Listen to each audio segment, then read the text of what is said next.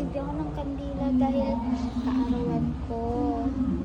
At super happy ko kasi I'm 22 years old and hindi ako pinapabayaan sa araw-araw.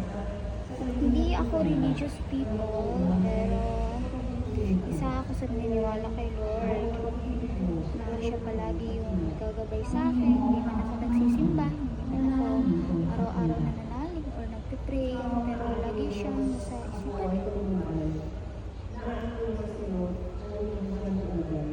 Tinutulungan niya ako maging matatawag. Sa kanya lang ako natutulungan maging matatawag sa araw-araw. Naniniwala ako na God is always there for you kahit anong pagsubok man yan. So, ayan, kandila ako. Ay, nandito ko sa katedral. Ang ganda ng katedral.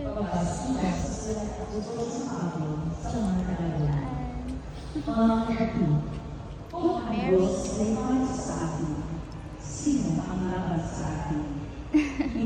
Ngayon, uwi na ako, guys. Hindi pa ako masyado nakachakay. Magdadasal ako.